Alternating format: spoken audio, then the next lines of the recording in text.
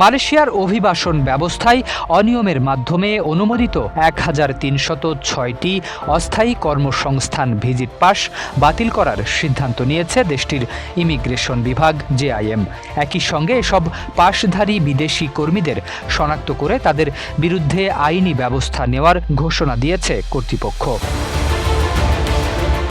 শুক্রবার মালয়েশিয়ার দুর্নীতি দমন কমিশনের সদর দপ্তরে এক যৌথ সংবাদ সম্মেলনে ইমিগ্রেশনের মহাপরিচালক বলেন, MyIMMS সিস্টেমে অনিয়মের মাধ্যমে এসব কর্মী পাস অনুমোদন দেওয়া হয়েছে, যেগুলো থেকে সরকারের কোনো রাজস্ব আদায় হয়নি। তাই এসব ভিসা অবিলম্বে বাতিল করা হবে। তিনি জানান, প্রথম ধাপে সব অবৈধভাবে অনুমোদিত কর্মী পাস বাতিল করা হবে। এরপর সংশ্লিষ্ট বিদেশি নাগরিকরা তাদের বর্তমানে কোথায় অবস্থান তা শনাক্ত করা হবে। তারা দেশের বিভিন্ন এলাকায় এবং বিভিন্ন খাতে কাজ করছেন, তবে তদন্তের স্বার্থে তাদের অবস্থান এখনই প্রকাশ করা হচ্ছে না, যাতে তারা পালিয়ে যাওয়ার সুযোগ না পান।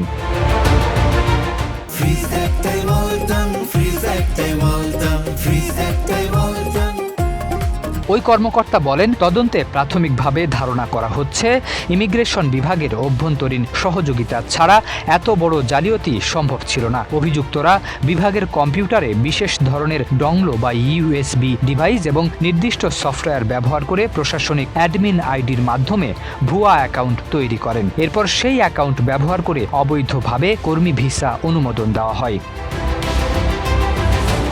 ইমিগ্রেশন মহাপরিচালক জানান, গত মে মাসেই চক্রটির কার্যক্রম শনাক্ত করা হয়েছিল। পরে দুর্নীতি দমন কমিশনের সঙ্গে যৌথভাবে আপসক্র্যাক নামে একটি অভিযান পরিচালনা করে চক্রটিকে ভেঙে দেওয়া হয়। প্রাথমিক তদন্তে জানা গেছে, চক্রটি ২০১১ সালের কর্মী কোটার অপব্যবহার করে কোনো ধরনের লেবি পরিশোধ ছাড়াই ১,৩০৬টি ভুয়া অস্থায়ী কর্মসংস্থান ভিজিট পাস ইস্যু করেছে। এতে মালয়েশিয়া সরকারের প্রায় ২৪ লাখ রিঙ্গিত রাজস্ব ক্ষতি হয়েছে বলে জানিয়েছে দুর্নীতি দমন কমিশন। বর্তমানে জড়িতদের বিরুদ্ধে দুর্নীতি, জালিয়াতি এবং ক্ষমতার অপব্যবহারের অভিযোগে তদন্ত চলছে।